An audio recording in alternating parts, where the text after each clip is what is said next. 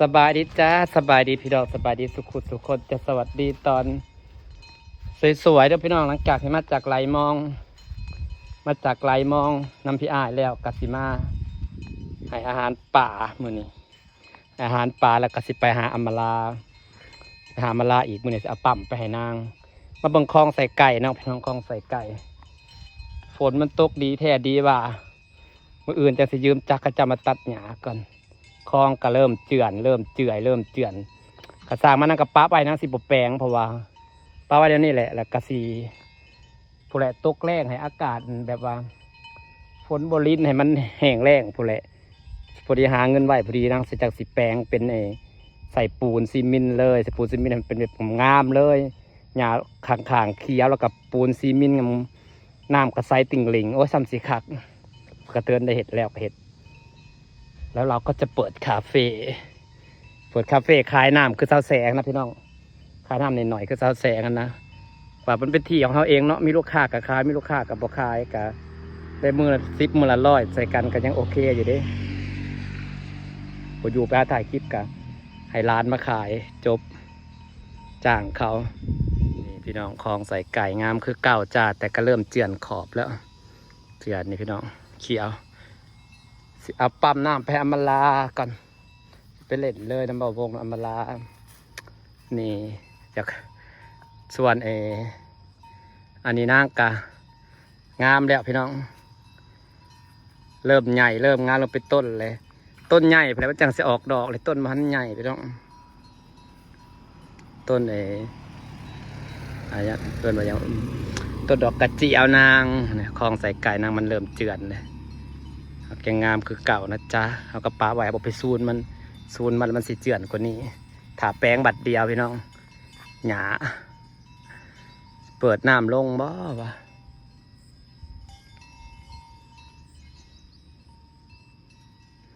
บ่อยากซูนมันปันใดอยากให้ปะไว้ในนี้แล้วฝนตกแล้วจังให้น้ำมันนี่ใส่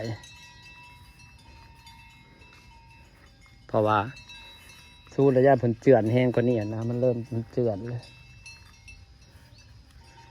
จะว่าต้นนี่ขอสิบวมน้ำตายได้ใช่ว่าหมักน้ำก็คือเป็นสีเหี่ยวๆแล้วสิบวมน้ำตายจากฝนตกสมือสเวน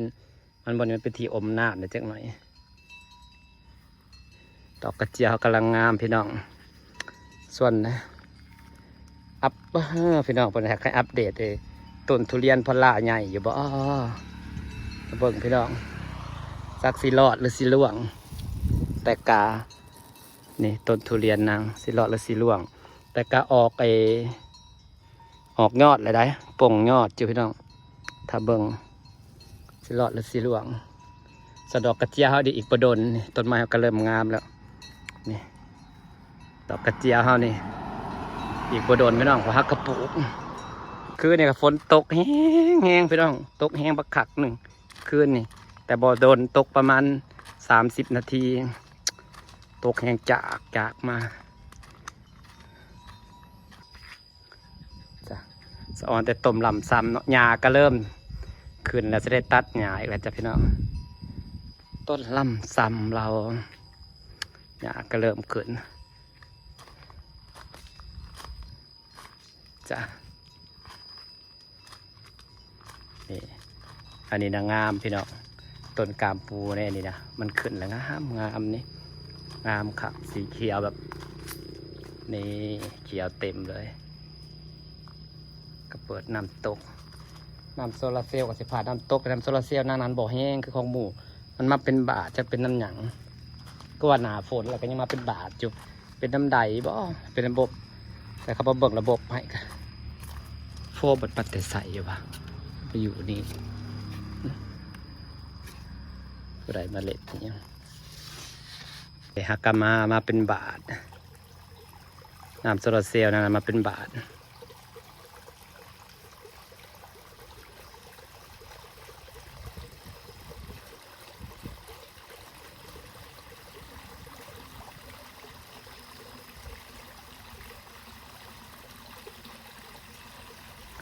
มาเป็นบาทประมาณนี้แหละแต่จกเป็นโดนเติบมันก็สิยุดนักเบิ้งนี่คือสีน้ำอยู่พื้นหน่อย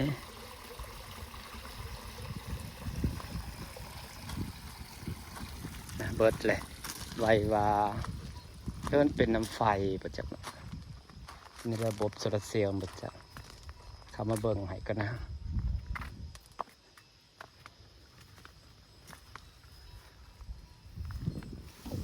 เพิ่นมาเบิ่งให้กันเปลี่ยนบ่อนเกลือก็สิมานั่งเกลืออยู่นี่ถ้าบ่มีสะพานก็อยู่ผู้ใส่เข้าไปเห็ดสะพานอยู่นี่ให้ก่อนนะซื้อไม้วิกมาเห็ดน้ำกำลังสิเต็มบ่อเลยพี่น้องนี่เต็มท่อแล้วก็มีบ่อนระบายแล้ว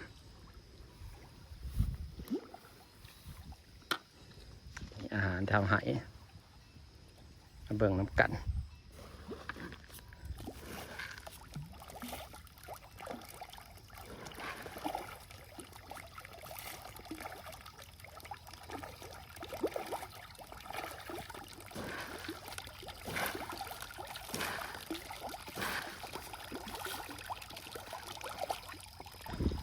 หวานแล้วก็ติดแตกแซวๆสิปลานะ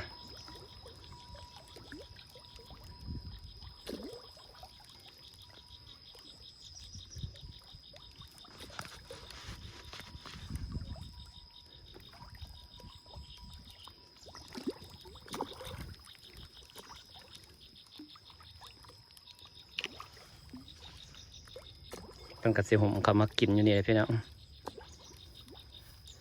นางบริวารตอนเช้าแต่เกิดอะไรเมื่อนี้นางจะไปบ้านอำมาลานางเลยหวานปลาเอาให้มันกินพวกที่นางสวรรค์เนี่ยมันแรงยันมาขับมันสิร้ายแห้งไปเบิ่งคลิปเมื่อวานเนี่ยร้ายปลาแป๊บเดียวกระเบิดหัวอาหารสับนี้นะ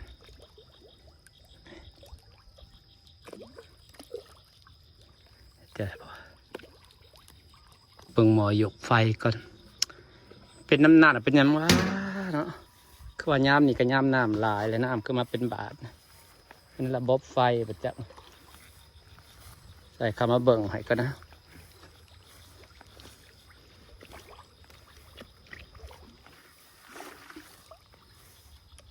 มาในปลานะรอยเต็มอยู่เราจะไปบ้านอำมารานะกะพอกันอีกบ้านอำมาราอีกมือหนึ่งจะพี่น้องอาจจะปรับไปให้คนมันมาเป็นบาทวัดบ้านอำมาลาแหละจ้าเจ้าของเฮือนอยู่ใช่ปะของเฮือนอยู่ใช่ปะอะไรบ่ถึงบ้านอำมาลาแล้วหอบไปได้มาให้เปิดพี่น้องสีคึมๆนะตั้งมาให้แล้วก็หอบแบกขึ้นคลองแล้วก็หอบมาให้จ้านี่ปั๊มน้แล้วก็สั่งอุปกรณ์มาให้ครบนะอันนี้จะเป็นวาล์วมันจะเป็นวาล์วน้ำมันเด้บ้านเขามันสิบ่มีขายนะพี่น้องมันสิหาอย่างเป็นวาล์วใหญ่บ้านบ่มีขายเลยก็เลยสั่งมาให้นางพร้อมเลยมันหายากบ้านทำบ่มีเพราะมันเป็นท่อปั๊มใหญ่บ้านทำมีแต่ท่อปั๊มน้อยนะน้ำสลัดเห็ดสปริงเกอร์พี่น้องมันเป็นปั๊มใหญ่เนี่ยมันสิแห้งเวลาพลาเปิดมันแห้งบุ่มพอดีเลยเห็ดสปริงเกอร์ห่อเพื่อนเป็นวาล์วใหญ่สั่งมาเดี๋ยวเซลขับไปเรียนยูทูบคนจักอยู่ไซเด้อถ่ายทางยูทูบเจ้าของเรื่องก็จักอยู่ซ้ายนี่มีดข่อยเอามาเดี๋ยวก็ลืมมันข่อยมานำเอามีดข่อยแหละมันได้แกะเบิ่งให้ซ้ำว่าข้างในมันอันนี้เพราะว่าที่กันบอ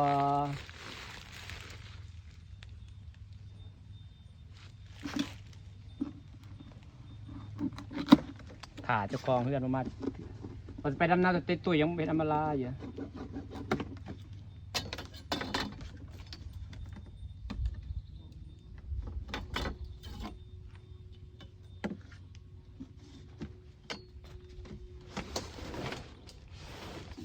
ถ่ายคลิปรีวิวกันนะ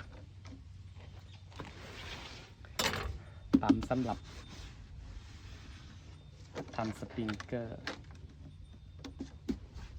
ถ่ายลงช้อปปี้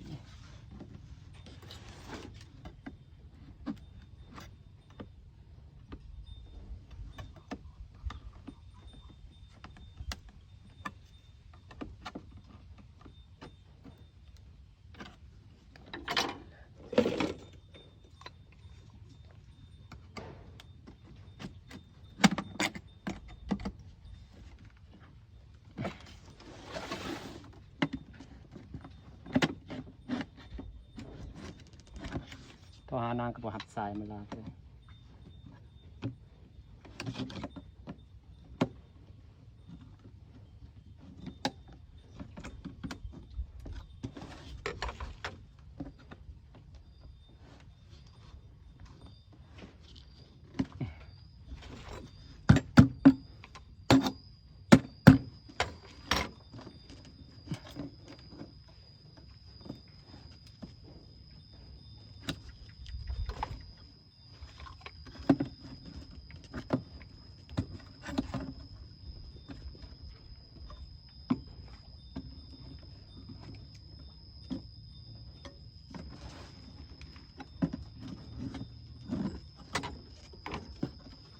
กล้องมันขัดไอ้ดิพี่น้องกล้องมันสุดยอด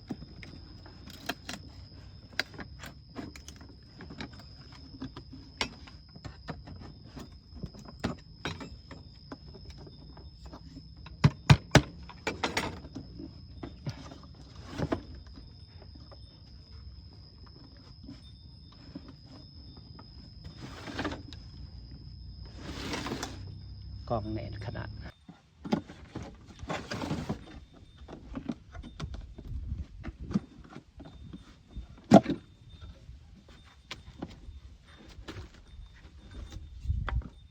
กล่องมันสวยมากเลยกล่องยังสวยอ่ะ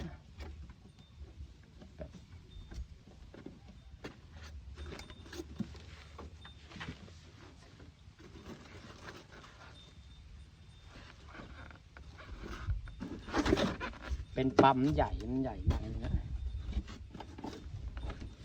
นี่เป็นปั๊มใหญ่สำหรับปั๊มใหญ่สำหรับ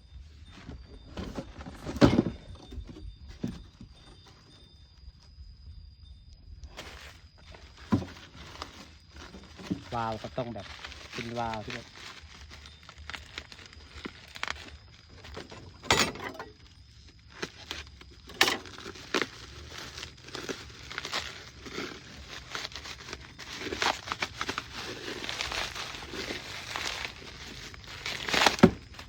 เป็นวาล์วใหญ่เพราะว่ามันปั๊มน้ำ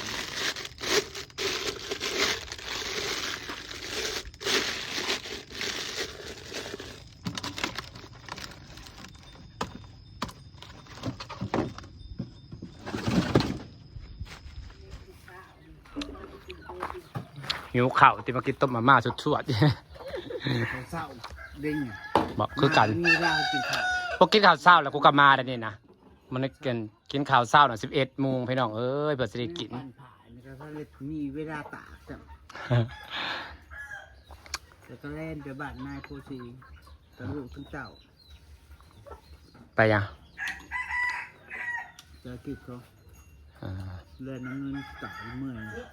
หอยหาเงินมันก็เหมือนเนี่ยมันแหละแลนจะล่มสิตายแล้วพี่น้องเอ้ยแนวหาเงินเนาะเพื่อจะได้เงินแต่ละบาทมันเป็นง่ายๆอันนี้ก็แลนมาสุดทอดพี่น้องเอาไว้ในตู้มันเสียอยู่ของมันเสียแล้วนะ ได้ยังจังปลาบักเงิน ปนไปหาเฮ็ดเป็นห่วยแล้วไปก็เลยลงของเบิ่งปลาก็ไปได้จักโตแล้วว่านี่ไปได้ปลาเครื่องใหญ่หากสิลงไปน้ำเขาแล้วต่อไปก็สิลงกับเราแหละกับพี่อายกับเอื้อย น้อยยังมา เอาปั๊บหันได้มาให้ว่าอยู่ตู้บ่เสียแต่ว่าเอาไว้อยู่ตู้พุ่นไปได้เฮ็ดได้แบะ ไปหาถ่ายผลพาวสาวเบา จะออกมาอย่างนี้ ชื่อร้านดอกคน ไปจีป่นบ่ได้หลายเท่าวะจีป่นบ่ คนคุณบอก ก็ขากแล้วใครไม่ใช่ไกลนะ ป้าตัว ลายเขามี ได้หลายเนี่ยป้าป่นหอมๆเนาะ คนไปก็บอก แมวจีป่นพี่น้อง จีว่าได้เห็ด แนวแซ่เลยตำน้ำพริก ไปนะบ้านจีได้เห็ดปวกเลยไปแล้วมันได้แต่เห็ดไข่ปกติคือจังไปหาเลยนี่แล้วก็เห็นเอาเนื้อขิด งามหรือมันจะจูเม็ดไข่กำลังออกสลอนี่เนาะขากกลิ้วเนี่ยพี่น้องมีแต่เห็ดไข่สุดสวดขาวจุดจั่วอย่างงามขนาด จีปุ่น จีป่นไปเลย ไปอ่ะ ต่อ อดปุ่นสอดพีสิฝากบรรยากาศไว้ซ้ำนี่ละจ้าพี่น้องจ้าพอสิไปนาตีตุ๋ยสิไปบ่ไปพี่น้องจ้าบายจ้า